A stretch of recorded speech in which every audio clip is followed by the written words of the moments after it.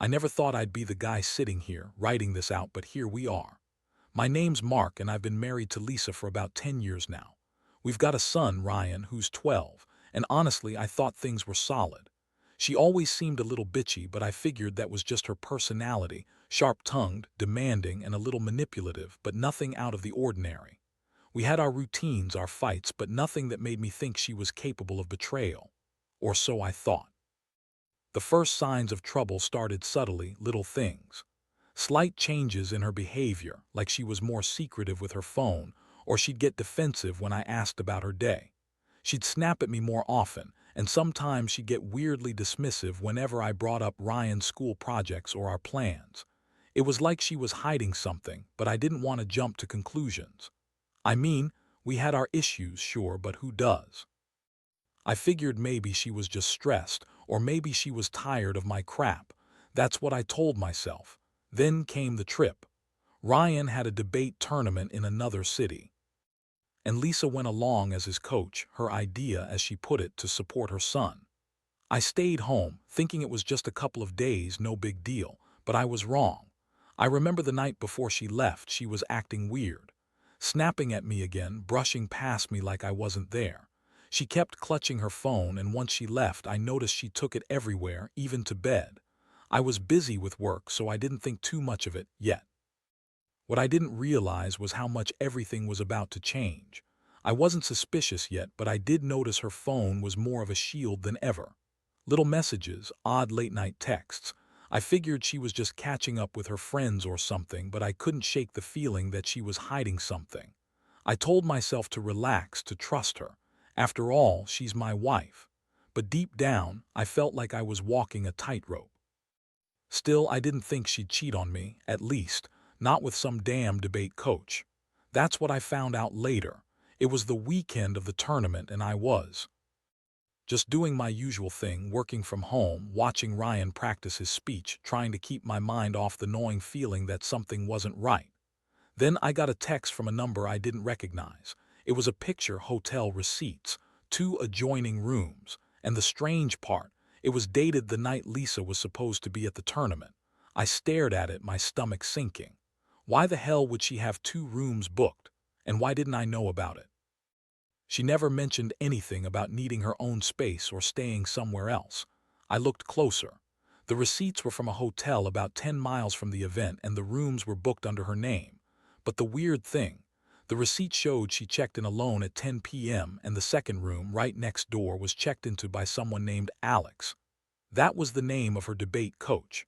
I knew of him, of course, the slick, overconfident guy who's always been a pain in my ass. But I never thought she'd cheat on me with him, especially not during a school trip. That's when everything started to click into place. I remember feeling numb for a second. My hands trembled as I stared at those receipts. I couldn't believe it, my wife, my partner of all these years, sneaking off with her debate coach. It was like some twisted betrayal from a soap opera. I kept telling myself this couldn't be true, that I was overreacting. But then I remembered her weird texts, her defensive attitude, the way she'd snap at me for no reason. It all fit. She was cheating. I sat there, frozen, trying to process what I'd just seen. My mind was racing, trying to figure out what to do next. Part of me wanted to confront her immediately. Part of me wanted to call her and demand answers. But I knew better. I knew I had to plan this carefully. I couldn't just blow up and make a fool of myself. I needed to catch her in the act, get more proof, and then decide what to do. That's when I decided I'd follow her. Not in a creepy stalker way, but enough to see where she was going and what she was doing. I stayed up that night, obsessively scrolling through her messages, trying to find anything else, any clues that could confirm what I already suspected, and I found some. Flirty texts, late-night calls, and even a few mentions of our little secret. It was like a punch to the gut. I knew I had to act fast. I couldn't let her get away with this. I was furious, betrayed, hurt, and yet somehow calm enough to know I had to be strategic. I spent the next day setting everything up. I had to find her in the act, or at least catch her red-handed. I decided I'd go to that hotel, stake out, and get the full story. And so I did. I packed a bag, told her I was heading into work early, and drove to the hotel. I parked a little down the street and watched. It was tense, almost surreal. I saw her come out of the hotel with Alex, both of them acting like they weren't doing anything wrong. She looked satisfied, like she just had what she wanted. That was enough for me. I knew then that this wasn't just some innocent mistake. It was deliberate, planned, and she was clearly lying about everything. That's where I am now sitting. Here writing all this out. I don't even know what I want anymore. Part of me still loves her, but part of me is sick to my stomach about what I've uncovered. The betrayal cuts deep, and I'm trying to figure out how to handle it, whether to confront her again or just walk away. Whatever I do, I know one thing. This is not the end of my story. The next step was clear, even if it tore me up inside. I had to confront her face to face. No more hiding behind screens or waiting for some grand revelation that might never come. I waited until she returned home that evening, pretending everything was normal, but inside I was like a ticking bomb. When she finally walked through the door, I greeted her without much enthusiasm, my mind racing, heart pounding in my chest. She looked at me funny, the usual bitchy smirk on her face, like she was already expecting some kind of confrontation. I didn't say much at first. Instead, I just watched her, studying her every move, trying to figure out what she was thinking. She dropped her bag on the couch and started to complain about how exhausting the trip had been, how annoying Ryan's debates were, and how she just wanted to relax. I kept quiet, letting her talk. I knew I had to be strategic here. I couldn't just blurt everything out. She'd deny, lie, manipulate. I needed her to slip up, to give me something I could use. So I asked casually about her trip, about the hotel, about the coach. She scoffed at first, rolled her eyes, and then started to spin her usual bullshit about how she was just helping Ryan prepare, how Alex was just a friend. She looked annoyed I was even asking, like I was crossing some line, but I kept pushing. I told her I saw the receipts. Her face instantly turned sour, that bitchy smirk melting into something colder, more calculating. She looked at me, eyes narrowed, and said, "What receipts? You've been snooping, Mark. God, you're so paranoid." I was just staying at the hotel because I wanted a little time to myself. Maybe I needed some space, you know. It's not a big deal. That was her go-to excuse, space. Like somehow sneaking off with her debate coach in a adjoining hotel rooms was just about her needing time to herself. I laughed bitterly. Yeah, Lisa, staying in a hotel alone all night with Alex is exactly what someone needs for a little me time. Do you honestly expect me to believe that bullshit? I saw those receipts. I know what you were doing. She got defensive quick. Started to call me crazy, said I was imagining things, that I was just jealous and paranoid. She threw in some classic lines, how I was just insecure, how I didn't trust her, how it was all in my head. But I wasn't buying it, not anymore. I pressed her harder, asked her if she'd been sleeping with him, if that was why she was acting so weird lately. She scoffed again, rolled her eyes, and said, "You're such an idiot. You think I'd cheat on you with some stupid coach, please. You're insecure and possessive. Maybe I need someone who appreciates me." That was a slap in the face, honestly. Her words, her tone, they were all so dismissive, like I was nothing. That's when I realized she didn't give a damn about our marriage anymore. She was just looking out for herself, and if that meant betraying me and lying about it, so be it. I felt a mixture of rage, heartbreak, and disgust. How did my wife end up like this? When did she turn into someone who could lie so effortlessly? I wanted to break down then and there, scream at her, call her a fucking whore. But I held it in. I knew that wouldn't help. Instead, I told her I had proof, that I wasn't going to let her deny it anymore. Her face flickered with anger, then that shitty smirk came back. "You don't have any proof," she sneered.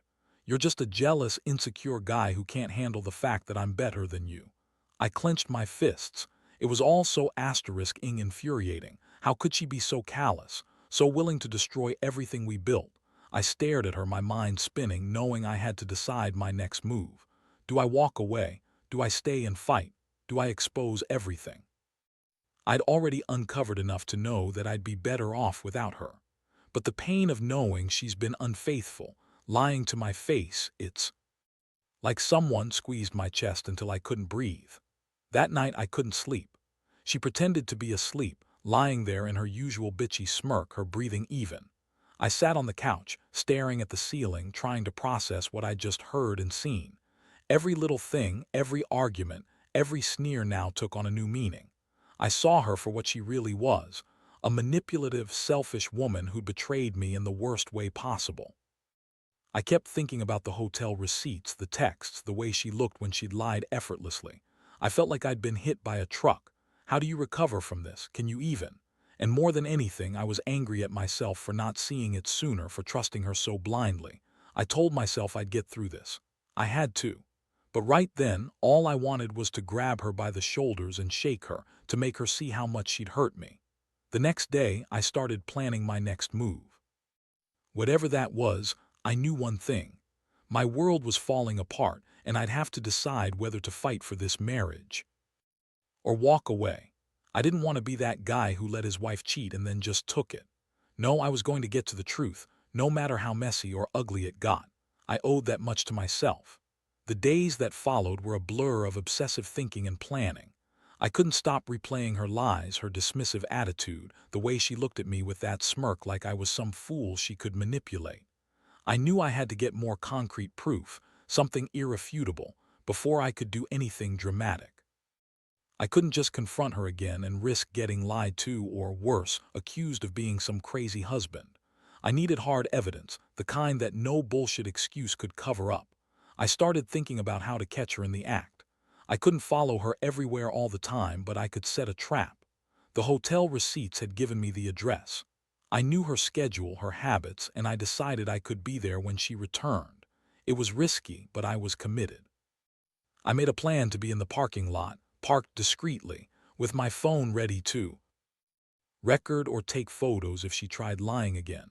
That night I stayed up again, watching her from a distance. I saw her arrive around 8 p.m., her face tired but satisfied, just like she'd been when she left the hotel with Alex. My heart was pounding. I was so angry I could barely breathe. I watched her get out of her car, grab her bag, and walk inside. I stayed put, waiting to see if she'd do anything suspicious. And then it happened. About an hour later, I saw her slip out the front door. She was holding her phone to her ear and looked around nervously. She got into her car, started it, and pulled out of the driveway. I followed at a safe distance, trying to keep calm even as my blood boiled. She headed to the same hotel, pulling into the parking lot and going inside. I parked a few blocks away, watching her through binoculars I borrowed from a friend. I needed proof, and I was determined to get it. I stayed until nearly midnight. At one point, I saw her come out, looking around again, clutching her purse tightly. Her face betrayed her. She was nervous, guilty, like someone trying to cover her tracks. I kept recording, snapping photos whenever I could.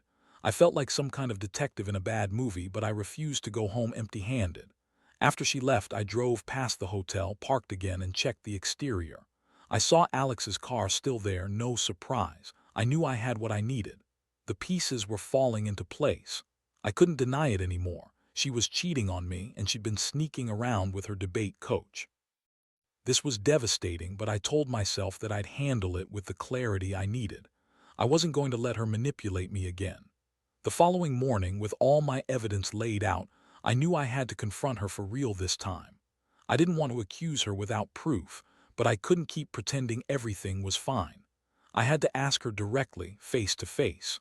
I hadn't slept much, and my stomach was in knots as I waited for her to wake up. When she finally stirred, I sat her down and just laid it out. What I knew, what I saw, the receipts, the late-night calls. The hotel trips. Her reaction was immediate. She scoffed, rolled her eyes, and started her usual lies.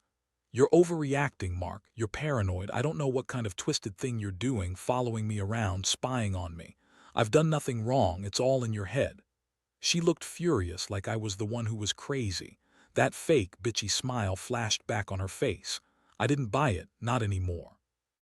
I told her I had proof that she'd been sneaking away with Alex, that she'd betrayed everything we had. Her face twisted with anger and she spat back. "You're crazy. You're just jealous because I don't want a boring, insecure guy like you anymore. I deserve better." That was it. I finally saw her for what she was. Selfish, manipulative, perfectly willing to throw our marriage away for some fleeting excitement. I felt a cold fury rise inside me. How could she be so cruel? How could she lie so effortlessly, pretend to be innocent? I wanted to scream, to shake her, to make her see what she'd lost, but I kept my composure. I told her I'd had enough, that I was done trusting her. I told her I'd document everything, that I was going to take legal action if I had to. I was done with the lies, the sneaking around, the betrayal.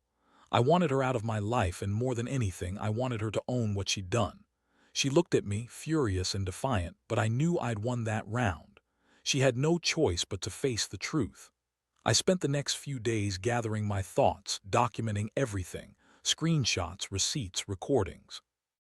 I didn't want to do anything rash, but I knew I couldn't keep pretending I hadn't seen what I'd seen. The emotional toll was worse than I ever expected.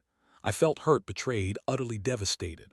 I trusted her with everything, and she'd thrown it all away for some guy who was just a rebound for her, apparently. Now I was at a crossroads. Do I try to save this marriage? Do I forgive her and pretend it never happened? Or do I walk away and start over? Honestly, I don't know. Right now I feel numb. My mind is racing from one thought to the next. But one thing's clear: I'm not going to stay in a marriage where I'm just a fool being played. I deserve better, and I will figure out what's best for me, no matter how painful that decision might be.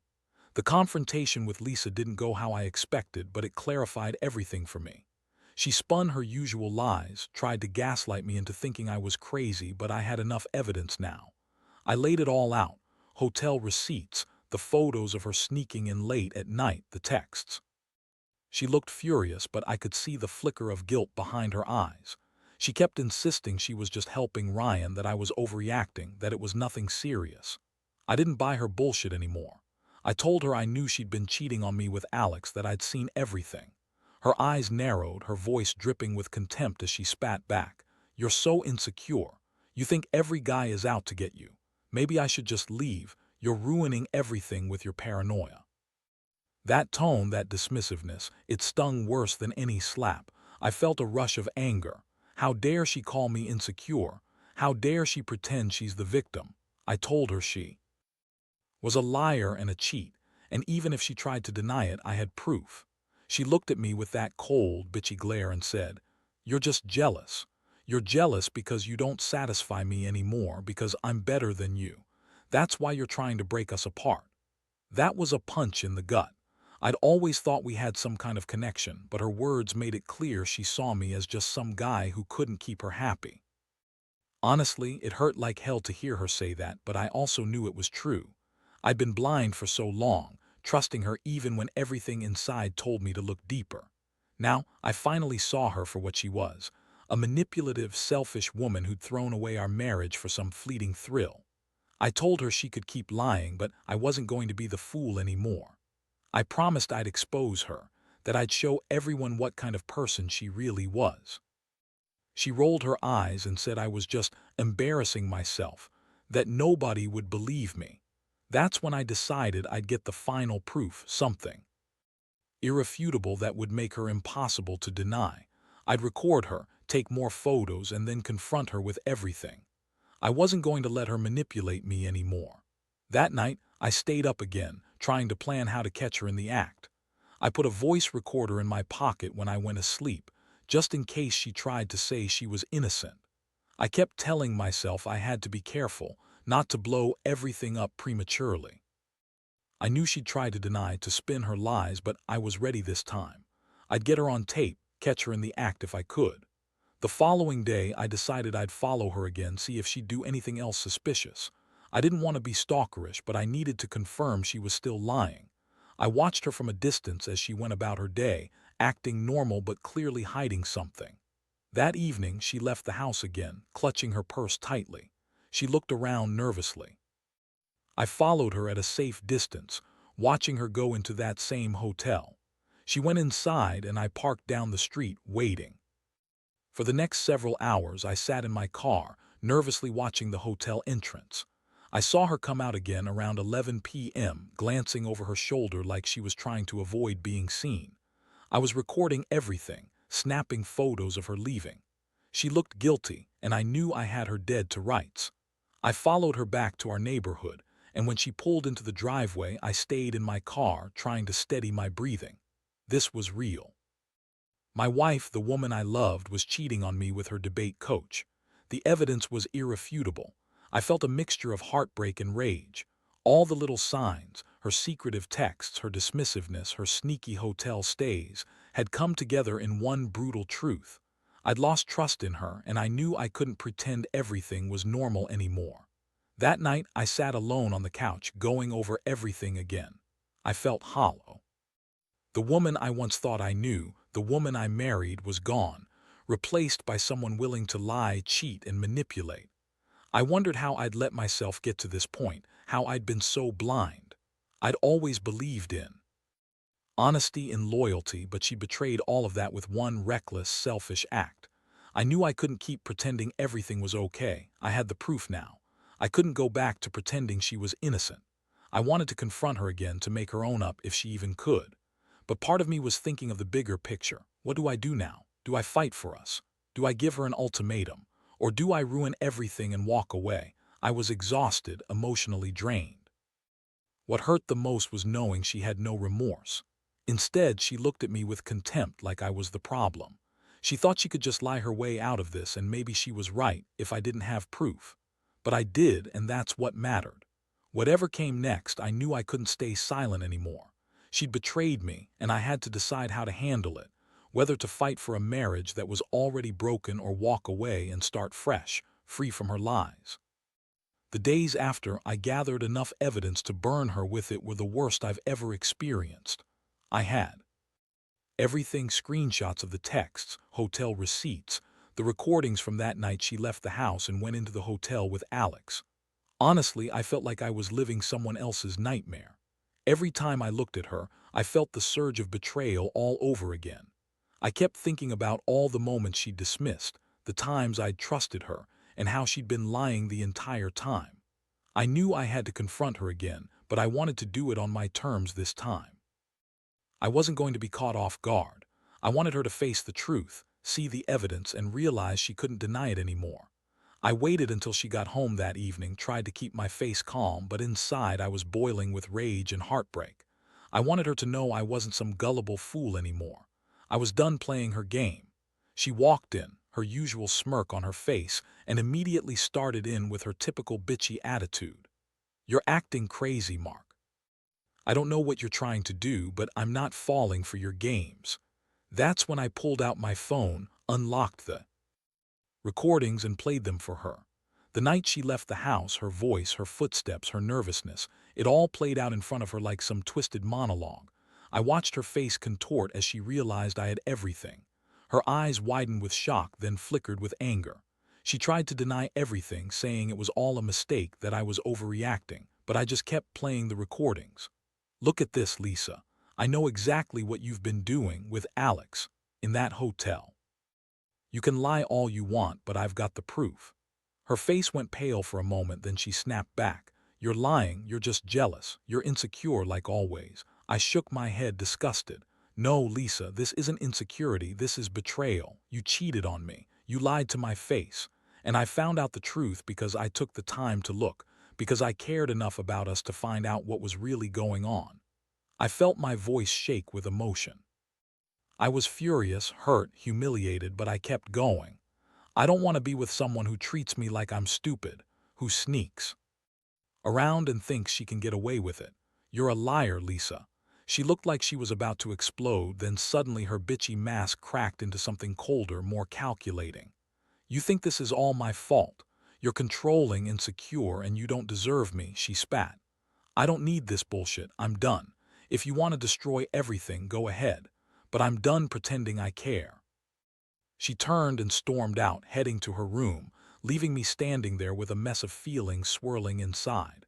I sat on the couch, staring at the evidence on my phone, feeling a strange mix of relief and despair. I finally had the truth, but what was I supposed to do with it? I knew I couldn't go back to pretending I didn't know. But I also knew confronting her again wouldn't change anything. She'd already made her choice. The betrayal ran too deep, and now I had to decide whether I wanted to salvage what was left or just cut my losses. Over the next couple of days, I tried to process everything. I kept replaying the recordings, looking at the receipts, and trying to understand how she could be so cold, so manipulative. Part of me wanted to expose her publicly, call her out at the debate tournaments, tell her friends what kind of person she really was. But I knew that wouldn't fix anything. It would just make everything messier. So I chose silence for a little while. I kept everything to myself, waiting for her to make the next move. I wasn't planning to just walk away without a fight, but I wanted her to see I had all the power now. I also needed to prepare myself emotionally. This was the kind of blow that could shatter a person, and honestly, I felt shattered already. The woman I married, the woman I thought I knew, had turned into someone I didn't recognize. One thing was clear: I couldn't stay in this marriage. Not after what I'd found out. It was over. She betrayed me in the worst way possible, and I knew I deserved better. Still, the sting of it all lingered. The betrayal had scarred me, and I wondered how I'd ever recover. I'd loved her once, believed in her, trusted her. Now all I had left was the cold truth and the painful realization that I'd been blinded for too long. I started making plans, not to punish her, but to get myself out of this mess. I wanted a clean break. I wanted to move on and rebuild my life, free from her lies and manipulations. The hardest part was knowing I'd probably never forget the betrayal. Every time I looked at her, I'd remember the hotel receipts, the late-night calls, the sneaking around. I'd remember how she looked at me like I was nothing when she was finally caught. But I also knew I had to do what was best for me. I didn't want to be living in this kind of pain forever. I'd make sure she paid for her lies in her own way, even if that meant walking away with nothing but scars. I wasn't going to let her control my life anymore.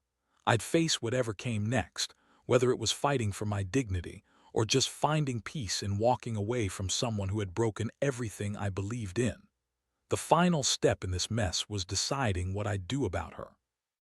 I knew I couldn't stay married to someone who'd lied and cheated so blatantly. The evidence was damning, and I wasn't going to pretend that everything was okay anymore. I sat her down one last time, face to face, with everything laid out, proof, my feelings and my decision. She looked at me with that same bitchy smirk, trying to dismiss it all. "Look, Mark," she said, voice dripping with contempt, "you're just insecure. You always have been. You're overreacting." I told her she could keep lying, but I wasn't going to be fooled anymore. I told her I was done. Done pretending I didn't see what she did, done being her fool, her punch line. I said I was leaving and I wasn't coming back. Her reaction was classic: anger, denial, and then a twisted sort of indifference. She said I was overreacting, that I was just jealous because she still looked better than me, that I'd never be enough for her. I just shook my head. I realized then that she'd never change, never own up to what she'd done. She was too self-absorbed, too manipulative to admit she'd betrayed everything we built. I started packing my things that very night. I couldn't stay in a house that felt like a prison after I'd uncovered her lies. I knew I deserved better, and I'd be damned if I let her keep controlling my life. I left her standing there, furious and unrepentant, and I walked out that door with my head held high, something I never thought I'd have to do. In the days that followed, I focused on rebuilding myself. I cut ties with her, blocked her number, and started therapy to deal with the betrayal and pain. It was brutal, but somehow I felt a strange sense of relief. I've been blinded for so long, but I finally saw the truth. I learned that love, trust, and loyalty are fragile things, and when they're broken, you have to be willing to let go, even if it hurts like hell. Looking back now, I realize this whole experience has changed me. I used to be naive, trusting to a fault, believing everyone had good in them. But betrayal like this teaches you that sometimes people are just selfish, manipulative, and willing to destroy everything for their own pleasure. I've learned to be more cautious, more guarded, and to trust my instincts. Most importantly, I've learned that walking away isn't a sign of weakness. It's a sign of strength, knowing your worth, recognizing when someone doesn't deserve you, and having the courage to start over. I don't know what the future holds, but I do know that I'll never let anyone treat me the way Lisa did again. I'll rebuild, I'll move on, and I'll find a way to be happy again, without the lies, without the betrayal. That's the end of my story. It's not pretty and it's not easy, but it's real. And if there's one thing I want to say to anyone going through something similar, it's this: trust yourself. Don't ignore the signs. And when you see the truth, even if it shatters everything, don't be afraid to walk away. Sometimes it's the only way to save what's left of your dignity.